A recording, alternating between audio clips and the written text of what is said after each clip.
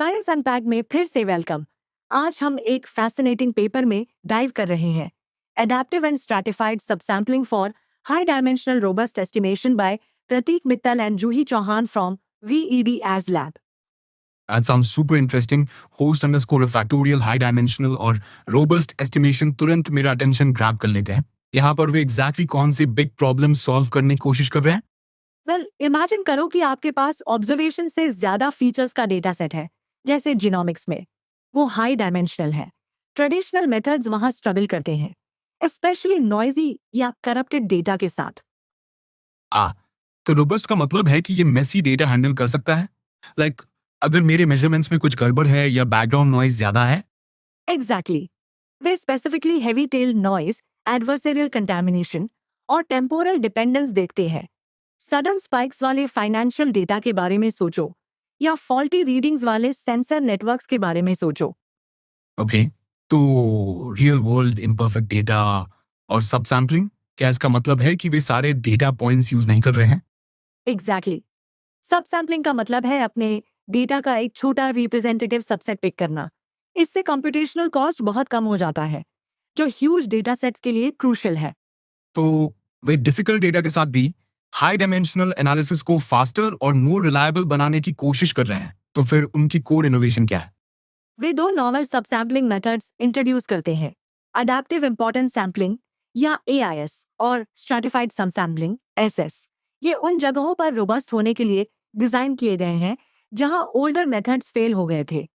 Adaptive importance sampling, ऐसा लगता है कि ये जैसे जैसे सीखता है वैसे वैसे सीखता जाता है। एआईएस अपना मैजिक कैसे करता है? AIS इटरेटिवली अपनी सैम्पलिंग प्रोबेबिलिटीज रिफाइन करता है। ये उन डेटा पॉइंट्स को ज्यादा रेट देता है जो करंट मॉडल के अंडर ज्यादा ह्यूबर लॉस कॉज करते हैं।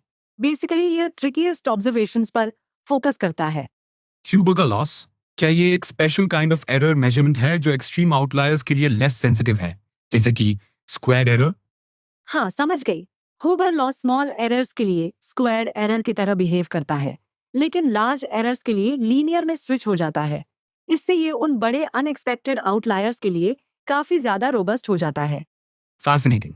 तो एआईएस पिक करता है डेटा वाइजली। स्ट्रैटिफाइड सब सैम्पलिंग एसएस के बारे में क्या, वो कैसे डिफरेंट है? SS का अप्रोच अलग है। ये पहले डेटा को कोवेरिएंट सिमिलैरिटी के हिसाब से स्ट्राटा में डिवाइड करता है। फिर यह हर स्ट्राटम से प्रोपोर्शनल सब सैंपल्स ड्रॉ करता है और ज्योमेट्रिक मीडियन यूज करके उनके एस्टिमेट्स कंबाइन करता है। जियोमेट्रिक मीडियन क्या होता है? ये तो फैंसी एवरेज लग रहा है। क्या ये रेगुलर एवरेज से ज्यादा रोबस्ट है, स्पेशली अगर कुछ स्ट्रैटा करप्टेड है? एब्सोल्युटली। अरिथमेटिक मीन के unlike, geometric median corrupted inputs का सिग्निफिकेंट फ्रैक्शन टॉलरेट कर सकता है। ये बैड डेटा के साथ भी रोबस्ट एग्रीगेशन के लिए एक पावरफुल टूल है। तो दोनों मेथड्स रोबस्टनेस के लिए हैं, पर डिफरेंट स्ट्रैटेजीज से। इन अप्रोचेस के लिए वे किस तरह के थियोरेटिकल गारंटीज ऑफर करते हैं? वे मिनिमैक्स ऑप्टिमल रेट्स अचीव करते हैं, जो स्टैटिस्टिक्स में बहुत बड़ी बात है। इसका मतलब है कि उनके मेथड्स थियोरेटिकली पॉसिबल जितना ही अच्छे हैं, हेवी नॉइज और कंटामिनेशन के अंडर भी। Minimax optimal, wow. और आपने कंटामिनेशन मेंशन किया, क्या पेपर क्वांटिफाई करता है कि ये मेथड्स कितना कंटामिनेशन हैंडल कर सकते हैं? हाँ, वे एक्सप्लिसिट ओ एप्सिलॉन कंटामिनेशन बायस शो करते हैं। कूल बात यह है कि AIS हाई रेसिडुअल ऑब्जर्वेशंस को अडेप्टिवली डाउन वेट करके प्रैक्टिस में इस इफेक्टिव कंटामिनेशन कांस्टेंट को सब्सटैंशियली रिड्यूस कर देता है। ये एक ह्यूज प्रैक्टिकल बेनिफिट है कि मेथड्स एक्चुअल डेटा सेट्स पर कैसे परफॉर्म करते हैं, सिर्फ थियोरेटिकल सिनेरियोज में नहीं। एम्पेरिकली AIS ने 20% कंटामिनेशन के साथ यूनिफॉर्म सबसैम्पलिंग से 3.1 टाइम्स लोअर एरर अचीव किया। रिबोफ्लेविन नाम के रियल डेटा सेट पर इसने 29.5% लोअर टेस्ट एरर दिखाया, जो PN से काफी ज्यादा है। तो ये इम्प्रेसिव है। ये तो सिग्निफिकेंट इंप्रूवमेंट्स हैं। तो अगर मैं एक डेटा साइंटिस्ट हूं, तो मैं अपने प्रोजेक्ट के लिए एआईएस और एसएस में से कैसे चूज करूं? Good question. क्लीन डेटा के लिए यूनिफॉर्म ह्यूबर लैसो या SS फास्टर और सफिशिएंट है। लेकिन अगर कॉन्टैमिनेशन है और आपके पास लार्ज डेटा सेट है, तो AIS बहुत अच्छा काम करता है, despite its higher computational cost per call. तो कंटामिनेशन कंसर्न हो तो रोबस्ट एक्यूरेसी के लिए एआईएस, और डेटा क्लीनर हो तो स्पीड के लिए एसएस या यूनिफॉर्म। इंडिविजुअल कोएफिशिएंट्स के कॉन्फिडेंस इंटरवल्स के बारे में क्या? ये डीबायस्ड एसिम्प्टोटिक नॉर्मेलिटी रिजल्ट प्रोवाइड करते हैं, जिससे वैलिड कॉन्फिडेंस इंटरवल्स मिल सकते हैं।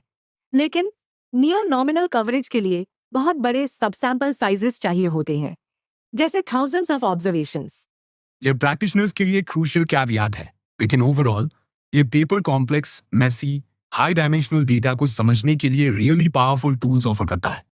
एब्सोल्युटली, यह एक क्रिटिकल गैप को ब्रिज करता है। चैलेंजिंग सिनेरियोज में रोबस्ट एस्टिमेशन को प्रैक्टिकल और थियोरेटिकली साउंड बनाता है। इसे फेडरेटेड लर्निंग में एक्सटेंड करने पर भी एक्साइटिंग फ्यूचर वर्क है। फैंटास्टिक।